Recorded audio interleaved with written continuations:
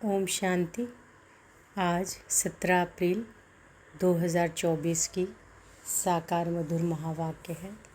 आज के महावाक्य में बाबा बोले, मीठे बच्चे, यह वंडरफुल पढ़ाई बेहद का बाप पढ़ाते हैं। बाप और उनकी पढ़ाई में कोई भी संशय नहीं आनी चाहिए। पहला निश्चय चाहिए कि हमें पढ़ाने वाला कौन। यह वंडरफुल पढ़ाई बेहद का बाप पढ़ाते हैं। बाप और उनकी पढ़ाई में कोई भी संशय नहीं आना चाहिए। पहला निश्चय चाहिए कि हमें पढ़ाने वाला कौन। प्रश्न है, तुम बच्चों को निरंतर याद की यात्रा में रहने की श्रीमत क्यों मिली है? उत्तर है, क्योंकि माया दुश्मन अभी भी तुम्हारे पीछे है। जिसने तुमको गिराया है अभी वह तुम्हारा पीछा नहीं छोड़ेगा, इसलिए गफलत नहीं करना।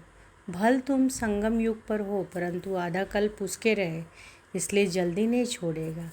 याद भूली और माया ने विकर्म कराया, इसलिए खबरदार रहना, आसुरी मत पर नहीं चलना। तो बाबा आज याद की यात्रा पर ज़्यादा ध्यान खिंचवा रहे हैं। क्या बाबा कह रहे हैं कि निरंतर याद की यात्रा में रहने की श्रीमत क्यों मिली है? क्योंकि माया दुश्मन जो है अभी भी तुम्हारे पीछे है। जिसने तुमको गिराया है अभी वह तुम्हारा पीछा नहीं छोड़ेगा, इसलिए गफलत नहीं करना। भल तुम संगम युग पर हो, परंतु आधा कल्प उसके रहे हो, इसलिए जल्दी नहीं छोड़ेगा। याद भूली और माया ने विकर्म कराया, इसलिए खबरदार रहना है, आसुरी मत पर नहीं चलना है। तो याद की यात्रा में रहना है। ओम शांति। अभी बच्चे भी हैं, बाबा भी हैं। बाबा अनेक बच्चों को कहेंगे ओ बेटे, सभी बच्चे फिर कहेंगे ओ बाबा।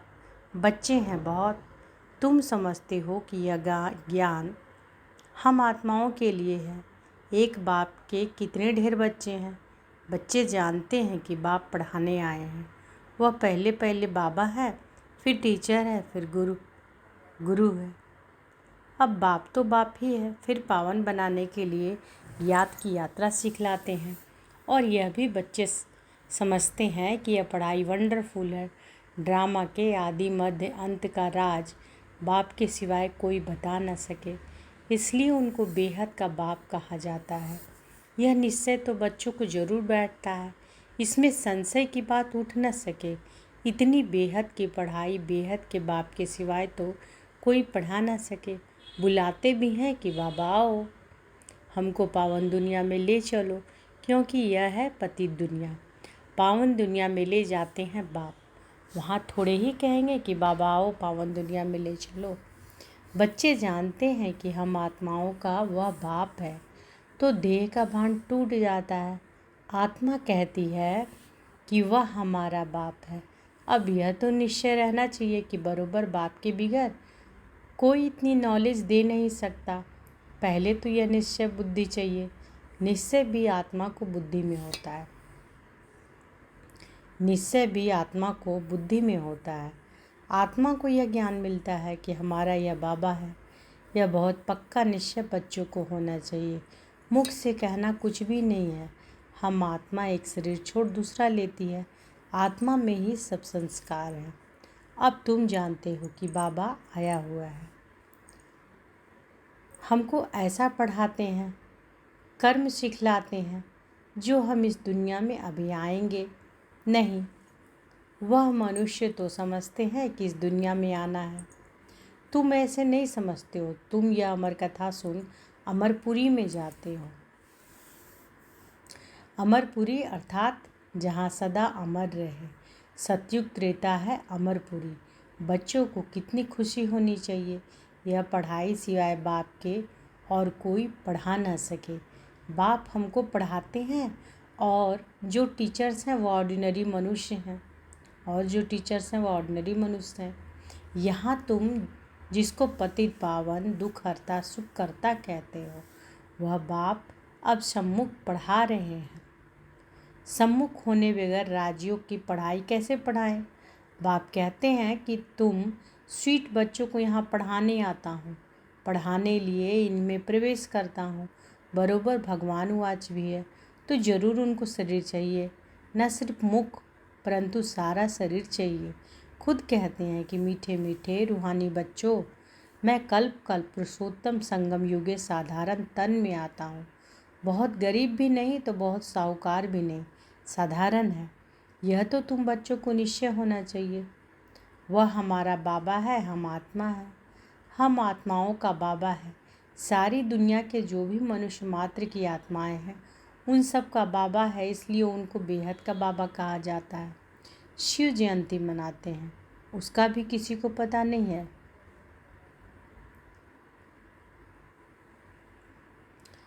कोई से पूछो शिव जयंती कब से मनाई जा रही है तो कहेंगे परंपरा से। वह भी कब से, कोई डेट तो चाहिए ना। ड्रामा तो अनादि है परंतु एक्टिविटी जो ड्रामा में होती है उनकी तिथि तारीख तो चाहिए ना। यह तो कोई भी जानते नहीं। हमारा शिव बाबा आते हैं, उस लफ्ज़ से जयंती नहीं मनाते। नेहरू की जयंती उस लफ्ज़ से मनाएंगे, आंसू भी आ जाएंगे। शिव जयंती का किसी को भी पता नहीं। अभी तुम बच्चे अनुभवी हो। अनेक मनुष्य हैं जिनको कुछ भी पता नहीं है। कितने मेले लगते हैं, वहाँ जो जाते हैं वह बता सकते हैं कि सच सच क्या है। जैसे बाबा ने अमरनाथ का मिसाल बताया था, वहाँ जाकर देखा कि सच सच क्या होता है। दूसरे तो जो औरों द्वारा सुनते हैं वो बतलाते हैं। कोई ने कहा कि बर्फ़ का लिंग होता है, कहेंगे सत्य। अभी तुम बच्चों को अनुभव मिला, राइट क्या है रॉन्ग क्या है। अब तक जो कुछ सुनते पढ़ते आए हो वह सब अनराइटियस गायन भी है ना, झूठी काया। यह है झूठखंड, वह है सचखंड। सतयुग त्रेता द्वापर पास्ट हो गया, अब कलयुग चल रहा है। यह भी बहुत थोड़े जानते हैं। तुम्हारी बुद्धि में सब ख्यालात रहते हैं। बाप के पास सारी नॉलेज है, उनको कहते हैं ज्ञान का सागर। उनके पास जो नॉलेज है वह इस तन द्वारा दे हमको आप समान बना रहे हैं। जैसे टीचर भी आप समान बनाते हैं तो बेहद का बाप भी कोशिश कर आप समान बनाते हैं।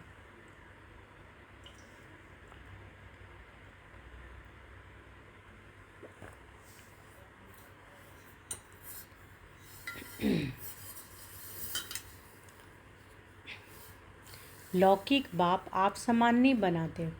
तुम अब आए हो बेहद के बाप के पास। वह जानते हैं कि मुझे बच्चों को आप समान बनाना है। जैसे टीचर आप समान बनाएंगे नंबरवार होंगे, यह बाप भी ऐसे कहते हैं कि नंबरवार बनेंगे। मैं जो पढ़ाता हूँ यह है अविनाशी पढ़ाई। जो जितना पढ़ेंगे वह व्यर्थ नहीं जाएगा। आगे चल खुद कहेंगे कि हमने 4 वर्ष पहले 8 वर्ष पहले कोई से ज्ञान सुना था, अब फिर आया हूँ। फिर कोई चटक पड़ते हैं, क्षमा तो है, फिर उस पर कोई तो परवाने एकदम फिदा हो जाते हैं, कोई फेरी पहन चले जाते हैं। शुरू में क्षमा पर बहुत परवाने आशिक हो पड़े। ड्रामा प्लान अनुसार भट्टी बननी थी। कल्प कल्प ऐसा होता आया है। जो कुछ पास्ट हुआ कल पहले ही ऐसे हुआ था, आगे फिर भी वही होगा। बाकी यह पक्का निश्चय रखो कि हम आत्मा हैं, बाप हमको पढ़ाते हैं। इस निश्चय में पक्के रहो, भूल ना जाओ। ऐसा कोई मनुष्य नहीं होगा जो बाप को बाप ना समझे। भल फारकटी दे देगा तो भी समझेगा कि हमने बाप को फारकटी दी। यह तो बेहद का बाप है, उनको तो हम कभी भी नहीं छोड़ेंगे, अंत तक साथ रहेंगे। यह बाप तो सबकी सदगति करने वाला है। 5000 वर्ष के बाद आते हैं, यह भी समझते हो। सतयुग में बहुत थोड़े मनुष्य होते हैं, बाकी सब शांति धाम में रहते हैं। यह नॉलेज भी बाप ही सुनाते हैं और कोई सुना ना सके।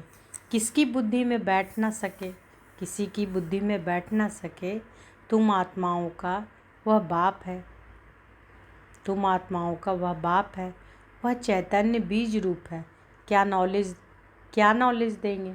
60 रुपये झाड़ की रचता जरूर रचना की नॉलेज देंगे। तुमको पता था क्या कि सतयुग कब था, फिर क्या कहाँ गया?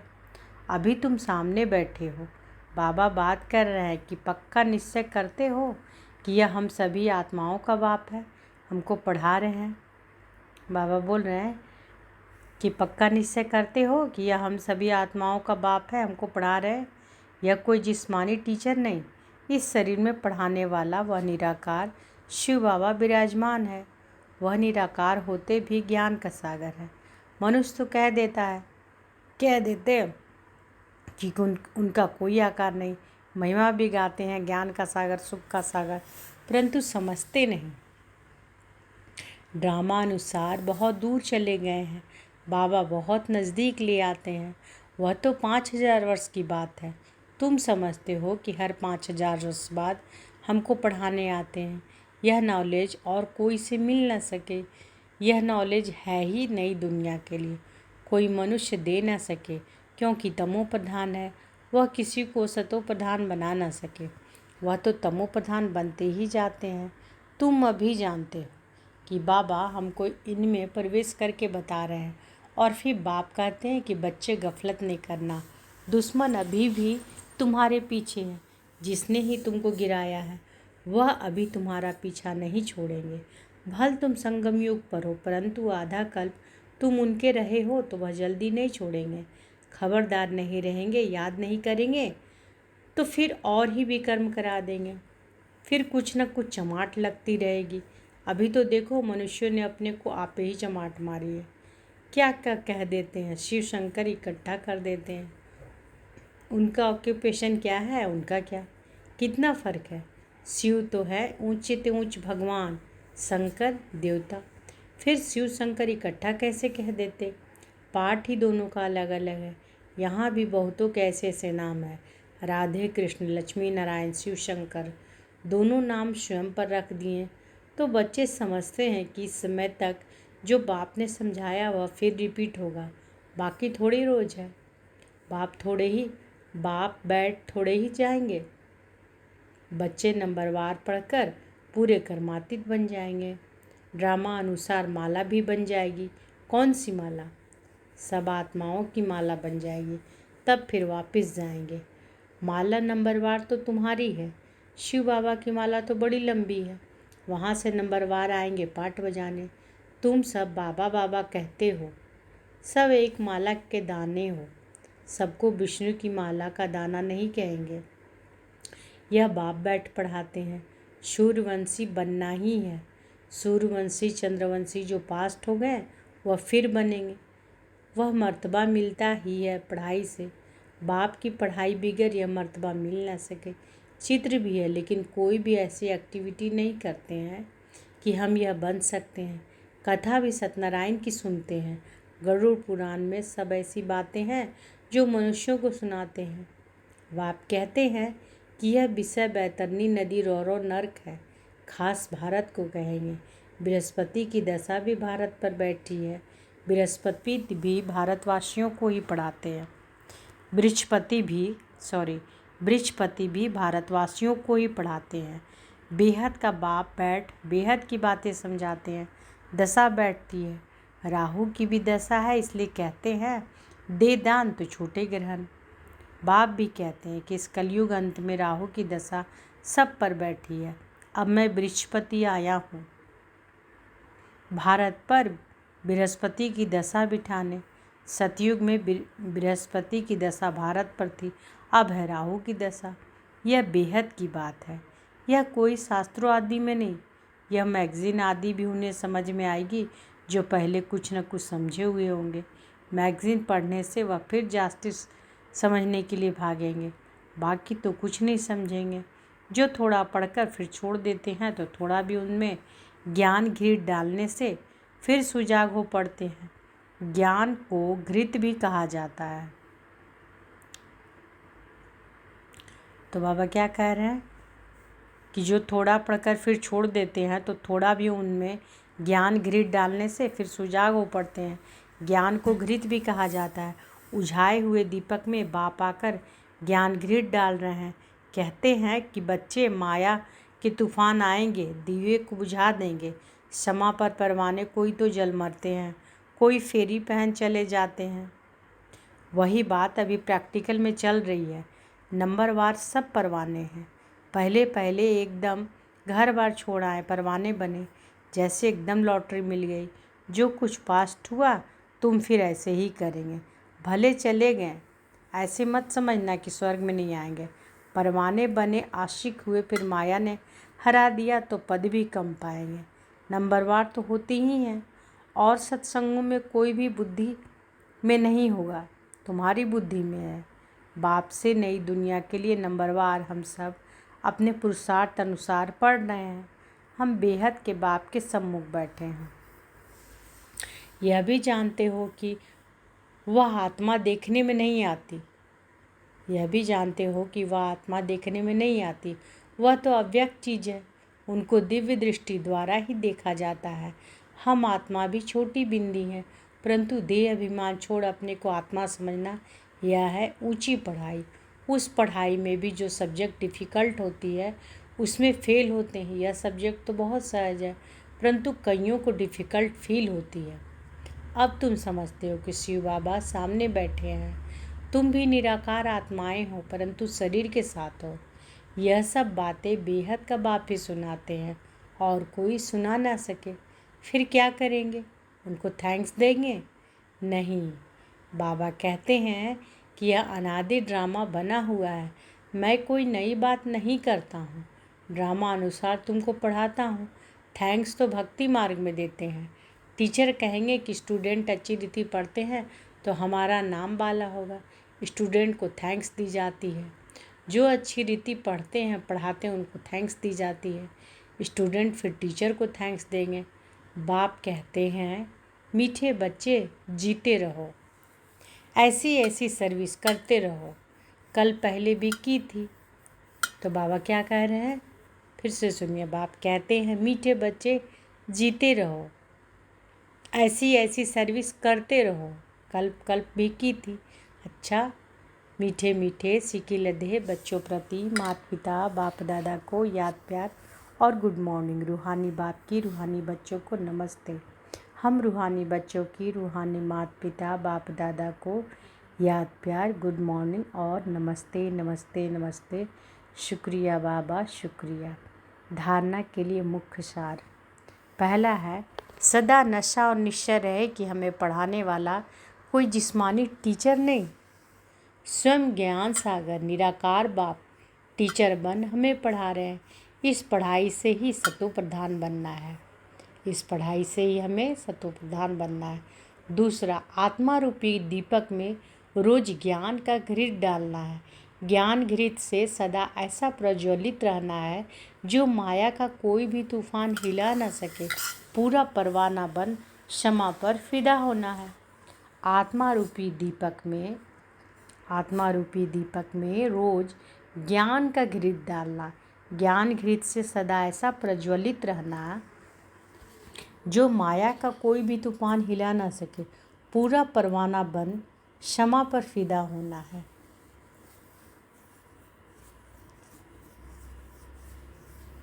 तो परवाना हम सारी आत्माएं, क्षमा कौन है? बाबा है। क्षमा पर फिदा होना है। और आत्मा रूपी जो दीपक है, मैं आत्मा रूपी जो दीपक हूँ उसमें क्या रोज डालना है? खुद को आत्मा रूपी दीपक में ज्ञान का घी डालना है, ज्ञान का घृत डालना है ना। तो बाबा कह रहा है कि एक बार फिर से सुनिए कि आत्मा रूपी दीपक में रोज ज्ञान का घृत डालना है। ज्ञान घृत से सदा ऐसा प्रज्वलित रहना है जो माया का कोई भी तूफान हिला ना सके। पूरा परवाना बन क्षमा पर फिदा होना है। तो बाबा पर फिदा होना है। वरदान आज बाबा दिए, सदा एक बाप के स्नेह में समाई हुई सहयोगी सहज योगी आत्मा भाव। सदा एक बाप के स्नेह में समाई हुई सहज योगी सहयोगी सहज योगी आत्मा भाव। जिन बच्चों को बाप से अति स्नेह है वह स्नेही आत्मा सदा बाप के श्रेष्ठ कार्य में सहयोगी होगी, और जो जितना सहयोगी उतना सहज योगी बन जाती है। बाप के स्नेह में समाई हुई सहयोगी आत्मा कभी माया की सहयोगी नहीं हो सकती। उसके हर संकल्प में बाबा और सेवा रहती है, इसलिए नींद भी करेंगे तो उसमें बड़ा आराम मिलेगा, शांति और शक्ति मिलेगी। नींद नहीं होगी। जैसे कमाई करके खुशी में लेते हैं, इतना परिवर्तन हो जाता है। स्लोगन है, प्रेम के आंसू दिल की डिब्बी में मोती बन जाते हैं। प्रेम के आंसू दिल की डिब्बी में मोती बन जाते हैं। तो आज के महावाक्य में बाबा क्या बोले हैं? बाबा बोले कि ये वंडरफुल पढ़ाई बेहद का बाप पढ़ाते हैं। तो बाप और उनकी पढ़ाई में कोई भी संशय नहीं आनी चाहिए। पहला निश्चय चाहिए कि हमें पढ़ाने वाला कौन है ना।